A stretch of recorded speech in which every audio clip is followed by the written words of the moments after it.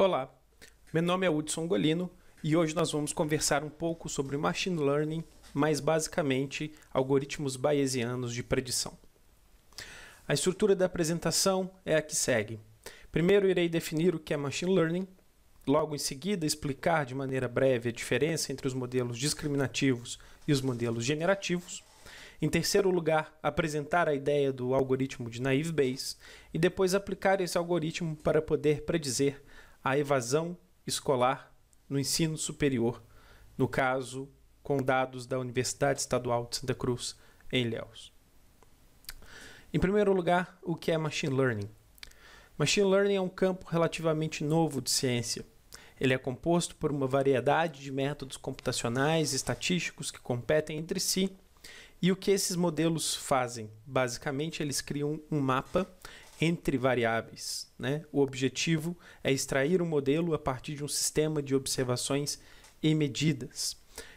A gente pode dividir o Machine Learning em dois campos distintos. O primeiro campo é o campo que nós vamos trabalhar, é o chamado de aprendizagem supervisionada. Na aprendizagem supervisionada, a gente possui uma série de variáveis independentes que irão predizer uma variável dependente. Dessa forma, cada vetor de observações possui um vetor de respostas associadas que serão preditas no modelo.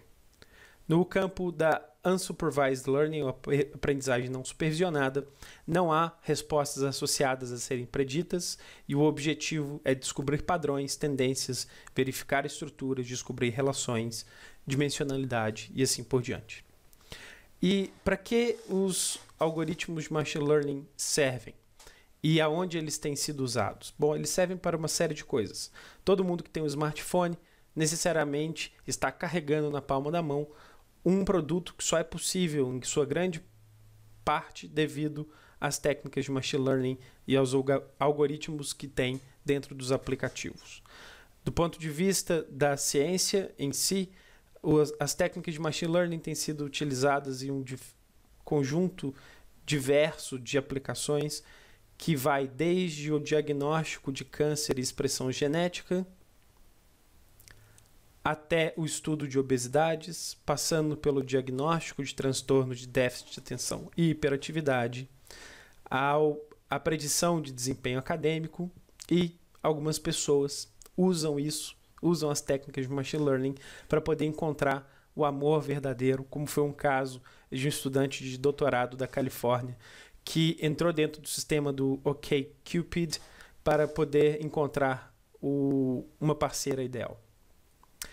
Bom, os modelos de Machine Learning eles podem ser divididos, no geral, em duas grandes categorias. A categoria dos modelos discriminativos e a categoria dos modelos generativos. Os modelos discriminativos eles têm como objetivo, no geral, aprender os limites que dividem duas ou mais classes.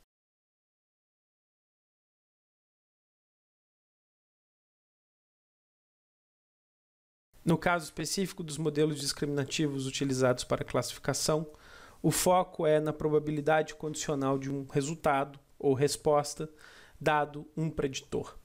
Em outras palavras, os modelos discriminativos eles diretamente modelam a probabilidade posterior das classes. Já os modelos generativos, por outro lado, eles primeiro partem da estimação da probabilidade conjunta das características dos preditores e da classe correspondente. Então, enquanto no modelo discriminativo o cálculo da probabilidade vai diretamente para a probabilidade posterior das classes, nos modelos generativos o objetivo é calcular inicialmente a probabilidade conjunta tanto dos preditores quanto da variável a ser predita.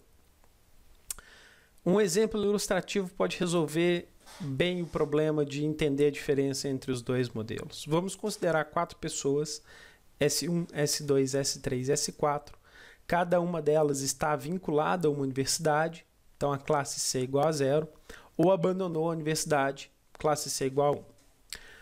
Como variável, vamos supor que a gente tem pressão familiar. Então, cada uma dessas pessoas ou sofreu pressão familiar para escolher um curso, x igual a 1, ou não sofreu pressão familiar para escolher um curso, x igual a 2. Assim, a gente tem 4 possíveis combinações entre C e X. Vamos dar uma olhada nessa tabela.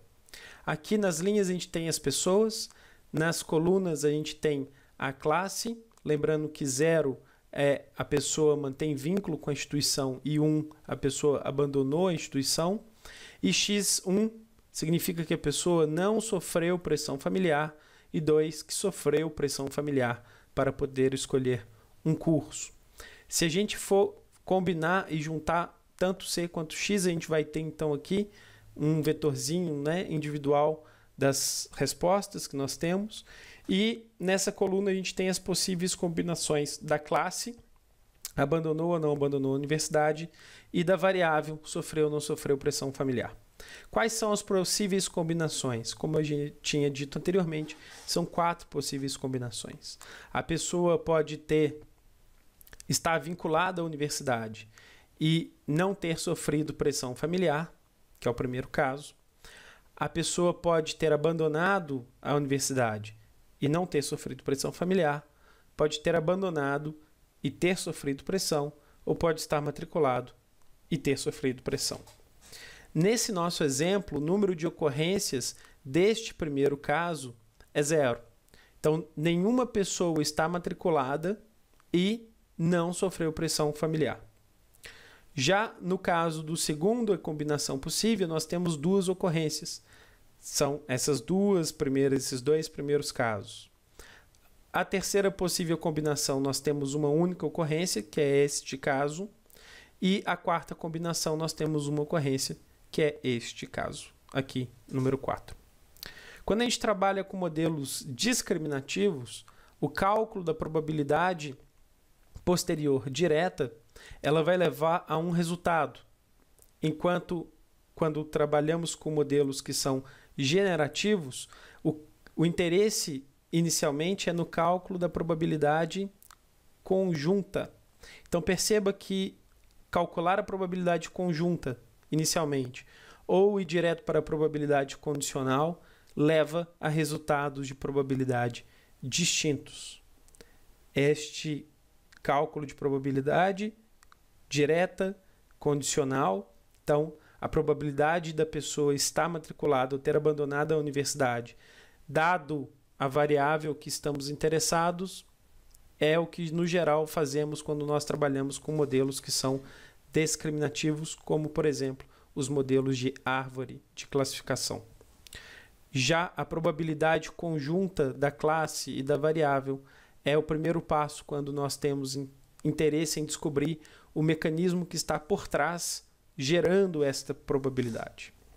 É o caso, então, do modelo chamado de Naive Bayes. O modelo de Naive Bayes, então, ele vai ser utilizado quando nós estamos interessados em predizer uma classe, CK, por exemplo, a pessoa abandonou ou não abandonou a universidade, usando um vetor de preditores X, que pode ser, por exemplo, a renda familiar, categorizada em níveis distintos, o sexo da pessoa, se estudou em escola pública ou não, assim por diante. A distribuição das probabilidades conjuntas, né, da classe e dos preditores, ela é dada por essa equação simples, né? E aplicando a regra de Bayes, a gente vai ter então a probabilidade dos preditores dado a classe, multiplicado pela probabilidade da classe, dividido sobre a probabilidade dos preditores. Há, no entanto, é importante apontar que há um pressuposto importante nas técnicas de Naive Bayes. Esse pressuposto é que os preditores são condicionalmente independentes, dado a classe. Isso significa que o modelo de Naive Bayes parte do pressuposto que os preditores são independentes entre si. Esse pressuposto raramente é atendido, mas, paradoxalmente, os resultados das técnicas de Naive Bayes são tão boas quanto as outras técnicas que não partem de pressupostos absurdos como esse, e por isso o nome Naive Bayes, né, de técnica bayesiana ingênua, porque, de fato, o pressuposto é ingênuo. Como a probabilidade posterior pode ser severamente afetada pelo número de observações em cada preditor, é importante verificar a significância estatística dessa probabilidade. Isso pode ser feito utilizando uma técnica que é o cálculo do epsilon. O epsilon vai nos dar a significância da probabilidade, da distribuição de probabilidade. Antes, deixa eu só fazer um parênteses, que é um parênteses importante. No modelo de naive Bayes, que é o modelo generativo, inicia-se, a gente pode ver aqui, pela probabilidade conjunta entre os preditores e a classe a ser predita. No entanto, como a gente pode utilizar a regra de Bayes para poder estimar então a probabilidade condicional, é possível que cheguemos à probabilidade condicional a partir da probabilidade conjunta. É só para não ficar achando que, opa, peraí, mas no início você estava explicando que os modelos discriminativos partem da probabilidade condicional. Sim, eles partem da probabilidade condicional, enquanto os modelos generativos eles partem da probabilidade conjunta, mas aplicando a teoria de Bayes chega à probabilidade condicional também. Bom, voltando ao problema do número de observações em cada preditor, podemos utilizar um cálculo relativamente simples para poder verificar a significância estatística dessa probabilidade. Basicamente, o que a gente vai ter para poder estimar o epsilon é o número total de observações com aquele valor do preditor. Por exemplo, se a pessoa sofreu pressão familiar.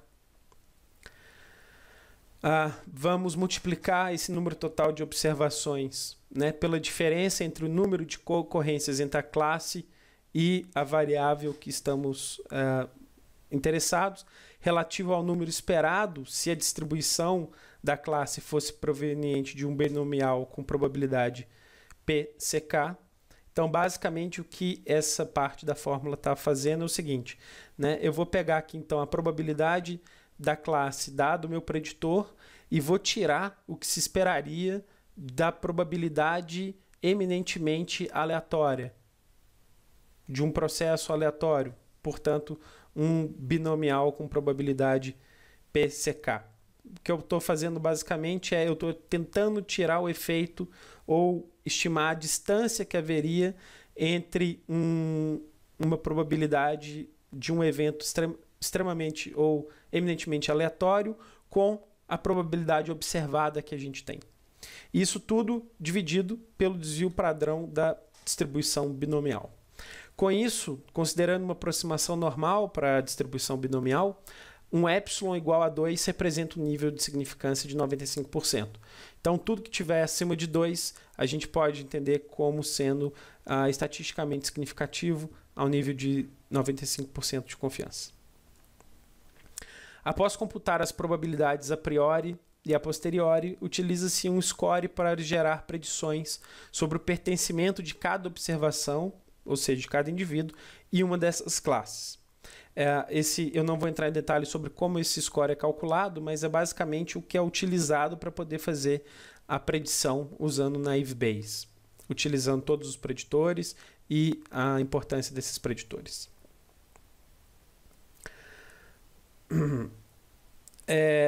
Só um comentário sobre esse score que é gerado para poder fazer a predição.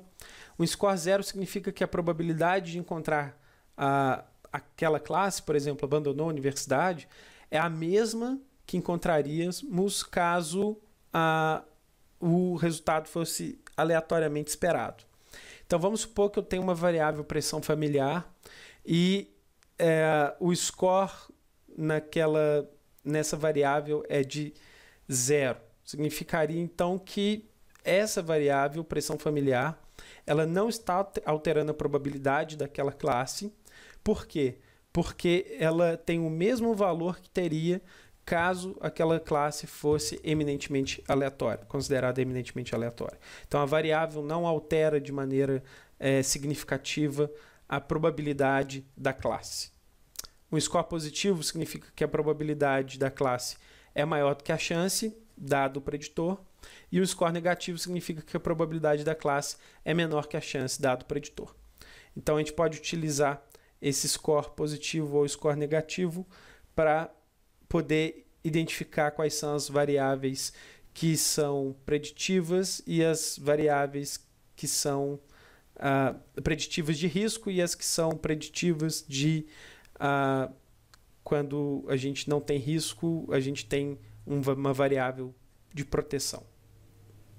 Então vamos lá, vamos utilizar então o modelo de Naive Bayes para entender a evasão acadêmica na Universidade Estadual de Santa Cruz. A amostra foi composta por 1.318 estudantes, todos os cursos de graduação, ingressantes no ano de 2008.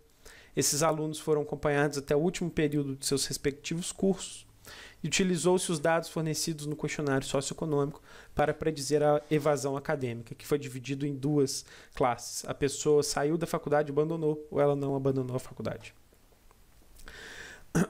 De acordo com a grande área, a gente tem 22,76% das pessoas matriculadas no curso de Ciências Exatas, 25,79% em Ciências da Vida e a maioria em Humanidades. Aproximadamente metade das vagas da UESC são destinadas a afrodescendentes, indígenas, quilombolas e egressos de escolas públicas, sendo que 49,39% entraram sem cotas, 39,45% são de escolas públicas ou afrodescendentes, 10,62% são indígenas e apenas 0,5% são quilombolas.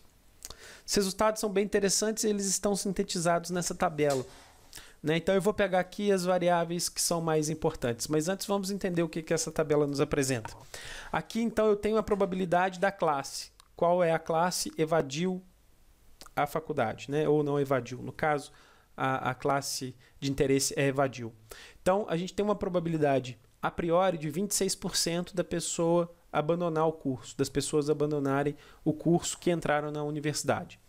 O que isso significa? Isso simplesmente significa que desde 2008 até o ano que foi finalizada essa pesquisa, que foi ao final de 2013 e início de 2014, 26% dos ingressantes abandonaram a faculdade. Tá? Essa é a probabilidade a priori da classe. E aí o que a gente tem aqui nessa outra coluna, logo anteriormente a PC, é a probabilidade da classe dado um preditor. E aí, isso que é interessante olhar, porque olha só, vamos pegar aqui essa primeira variável, que é Pass Rate 1, que basicamente é o primeiro quartil da taxa de aprovação, ou seja, pessoas que tiveram uma taxa de aprovação média nas matérias de 26,74%, elas têm uma probabilidade posterior de 64% de abandonar o curso, contra uma probabilidade de evasão de 26%. Ou seja, pessoas que têm uma aprovação média baixa nas disciplinas que fazem, têm uma probabilidade muito elevada em relação à probabilidade normal da classe de evasão de abandonar o curso. Se a gente for olhar aqui para o epsilon, a gente vai ver que o epsilon é bastante grande, é 13. O que isso significa? Significa que esse resultado, ele está 13 desvios padrões. Ele é um resultado com 13 desvios padrões, ou seja, é significativo. Lembrando que acima de 2 de epsilon igual a 2, ou seja, epsilon 2 desvios padrões, é considerado significativo a 95% de confiança. Então, só para poder deixar claro, a taxa base de evasão, ou seja, a probabilidade priori é de 26%. Se a pessoa tiver uma média de aprovação em torno de 26%, essa probabilidade pula para 64% de evasão. Vamos continuar. Pessoas que estão cursando bacharelado em matemática, a probabilidade posterior condicional é de 0,88, ou seja, aumenta muito a probabilidade. A probabilidade da universidade toda de evasão é de 26%, enquanto que, considerando, dado que a pessoa está matriculada no curso de bacharelado em matemática, essa probabilidade passa para 88%, significativo também, basta olhar aqui na coluna do epsilon. Continuando com as outras variáveis também que aumentam de maneira significativa e forte a probabilidade de evasão, são aqueles matriculados em ciências exatas, em licenciatura em física, licenciatura em matemática, pessoas que são casadas, homens que fazem bacharelado em física, que não atenderam, não participaram de um curso pré-vestibular, e esse é um resultado interessante. Que não são afrodescendentes também é um resultado interessante. Ou seja, se a pessoa não cursa um curso pré-vestibular, ela tem uma probabilidade maior de sair da faculdade, de abandonar a faculdade. Também, se a pessoa não é afrodescendente, a probabilidade maior que ela também abandone a universidade, e a gente vai conversar logo o porquê.